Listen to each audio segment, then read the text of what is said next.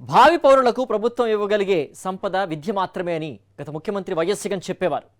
విద్యా సంస్కరణలు, విద్యార్థులకు అవసరమైన వసతులు, గోరుముద్ద నాణ్యత గురించి అధికారులను ఎప్పుడూ అడిగేవారు. పిల్లల్ని బడికి పంపించే ప్రతి తల్లికి ఏటా 15,000 ఇచ్చారు. కానీ చంద్రబాబు సీఎం అయ్యాక వైఎస్ జగన్ తీసుకువచ్చిన విద్యా సంస్కరణలన్నీ ధ్వంసమవుతున్నాయి. ఏ విషయంలోనూ క్లారిటీ లేదు. చదువు ప్రభుత్వ బాధ్యత కాదని గట్టిగా నమ్మే చంద్రబాబు రాష్ట్రంలోని పిల్లలకు మంచి చదువు అందిస్తారని ఆశించడం కష్టమే. విద్యపై చంద్రబాబు సమీక్షల గురించి కేఎస్ఆర్ విశ్లేషణ చూద్దాం. ఏపీలో గత వైసీపీ ప్రభుత్వానికి ప్రస్తుత టీడీపీ ప్రభుత్వానికి మధ్య తేడాను గమనించండి. ఇప్పుడు ముఖ్యమంత్రి వైఎస్ జగన్ విద్యాశాఖకు సంబంధించిన సమీక్షను జరిపిన తీరును, ఇప్పటి ముఖ్యమంత్రి చంద్రబాబు నాయుడు జరుపుతున్న సమీక్ష వైనాన్ని పోల్చి చూడండి.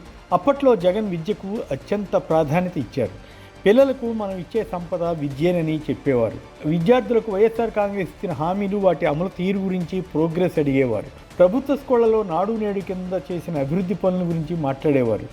ఆంగ్ల మీడియంతో పాటు అంతర్జాతీయ సిలబస్ను, టోఫెల్ వంటి వాటిని విద్యార్థులకు అందుబాటులోకి తేవడం ద్వారా వారిని ఎలా పైకి తేవాలా అన్న ఆలోచన చేసేవారు. పిల్లలకు ట్యాబ్లు ఇవ్వడం ద్వారా వారికి ఏ విధంగా ఉపయోగపడుతున్నవన్నవి ఆలోచించేవారు. స్కూళ్లలో పిల్లలకు టాయిలెట్ సదుపాయంతో సహా అన్ని వసతులు, వాటి పర్యవేక్షణ మొదలైన వాటి గురించి చర్చించేవారు. పిల్లలకు గోరుముద్ద కింద పెట్టే ఆహార పదార్థాల నాణ్యత, వారికి డ్రెస్సులు సకాలంలో అందాయా లేదా, బూట్లు సరిగా ఉన్నాయా లేదా, టీచర్లకు ఎదురవుతున్న ఇబ్బందులు ఏమిటి, వారికి ఇవ్వాల్సిన శిక్షణ గురించి మాట్లాడేవారు. పిల్లల చదువులు, ప్రత్యేకించి పేద పిల్లలు చదువు మానకుండా ఉండడానికి తల్లులకు ఇచ్చిన అమ్మఒడి పథకం కింద డబ్బులు అందరికీ చేరాయా లేదా అన్న వాటిని పరిశీలించేవారు.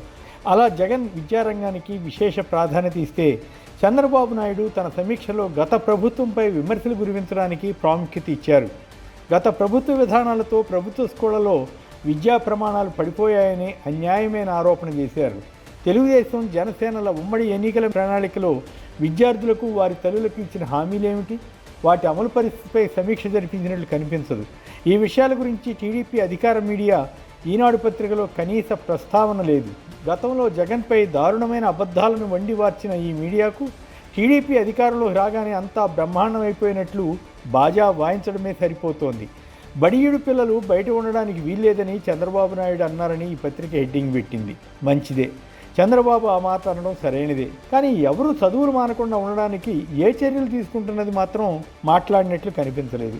జగన్ అమ్మఒడి స్కీమ్ కింద తల్లులకు 15,000 రూపాయల చొప్పున ఆర్థిక సాయం చేస్తే, చంద్రబాబు నాయుడు, పవన్ కళ్యాణ్, లోకేష్లు తమ ప్రచారాల్లో తల్లికి వందనం స్కీమ్ కింద ప్రతి బిడ్డకు 15,000 రూపాయల చొప్పున ఇస్తామని చెప్పేవారు. 18 ఏళ్ల వయసు వచ్చే వరకు అలా చేస్తామని, ఆ తర్వాత నెలకు 1,500 రూపాయల స్కీమును ఆడవారికి అమలు చేస్తామని ఊదరగొట్టారు. అమాయక ప్రజలు కూడా దీన్ని నమ్మారని అనుకోవాలి. పైగా ఇంకా పిల్లల్ని కనండి అని చంద్రబాబు ప్రచారం చేసేవారు. ఒక బిడ్డ ఉంటే 15,000, ఇద్దరు ఉంటే 30,000, ముగ్గురు ఉంటే 45,000 అంటూ ఊరించారు. కానీ అధికారంలోకి వచ్చిన తర్వాత ఒక బిడ్డకు 15,000 ఇచ్చి సరిపెడదామని ఆలోచన చేశారు. కానీ ప్రజల్లో వచ్చిన వ్యతిరేకతతో వెనక్కి తగ్గారు. తదుపరి వచ్చే ఏడాదికి ఈ స్కీమును వాయిదా వేశామని విద్యామంత్రి లోకేష్ ప్రకటించారు. అవసరమైన డేటా సేకరణకు టైం కావాలని ప్రభుత్వం తెలిపింది. ఇది ఆశ్చర్యం కలిగించే అంశమే. అసలు మొత్తం పిల్లలందరికీ 15,000 రూపాయల చొప్పున ఇస్తామని చెప్పినప్పుడు వేరే డేటాతో అవసరం ఏమిటో తెలియదు. చంద్రబాబు తన సమీక్షలో వీటి గురించి ప్రస్తావించాలి కదా. ఎప్పటి నుంచి ఏ రకంగా ఈ స్కీమ్ అమలు చేసేది చెప్పాలి కదా. బడియేడు పిల్లలు బయట ఉండడానికి వీల్లేదని చంద్రబాబు అంటున్నారు.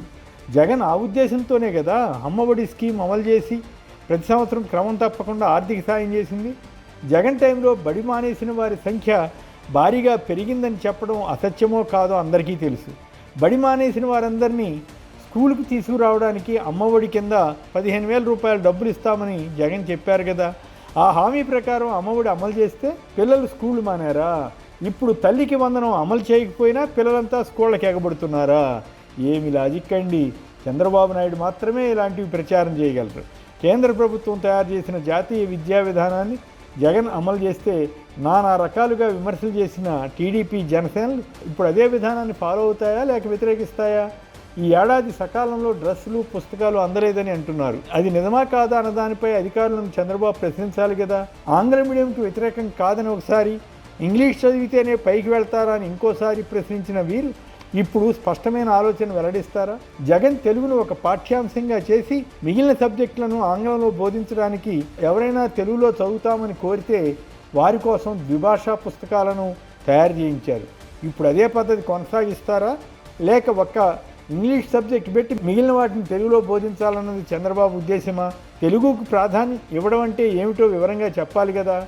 జగన్ ముఖ్యమంత్రిగా ఉన్నప్పుడు స్కూళ్లలో పిల్లల టాయిలెట్ పరిశుభ్రతకు విశేష ప్రాధాన్యం ఇస్తే ఈ ప్రభుత్వం వచ్చాక వాటిని పట్టించుకోవడం లేదని, మానివేశారని వార్తలు వస్తున్నాయి. టీచర్లు సకాలంలో వస్తున్నారా లేదా అన్న దాన్ని చెక్ చేయడానికి ఉన్న యాప్లను ఎత్తివేస్తామని అంటున్నారు. అది మంచిదేనా కాదా? ఇవేమీ చర్చించకుండా ప్రభుత్వ స్కూళ్లకు రేటింగ్ ఇస్తామని, ప్రతి విద్యార్థికి శాశ్వత నెంబర్ ఇవ్వాలని, ఇలాంటి ఏవేవో ఉబుసుపోక విషయాల గురించి ఆదేశాలు ఇస్తే ఏం ఫలితం ఉంటుంది? గతంలో వివిధ యాప్ల ద్వారా పర్యవేక్షణ ఉండేది. ఇప్పుడు వాటన్నింటినీ తీసివేస్తారట. అంటే టీచర్ల సంఘాలను సంతృప్తిపరచడానికే టీడీపీ ప్రభుత్వం పనిచేస్తోందా? ప్రైవేటు స్కూళ్లను ప్రోత్సహించే లక్ష్యంతో ఉందా? మరి పేదవారి పరిస్థితి ఏమిటి? గతంలో విద్య ప్రభుత్వ బాధ్యత కాదని చంద్రబాబు అనేవారు. ఇప్పటికీ అదే ఆయన ఉద్దేశమా? పేదలు చదివే ప్రభుత్వ స్కూళ్లపై జగన్ పూర్తిస్థాయి దృష్టి పెడితే చంద్రబాబు ప్రభుత్వం మాత్రం ఆ సీరియస్నెస్తో వ్యవహరించడం లేదని చెప్పడానికి ఇవన్నీ ఉదాహరణలు కావా?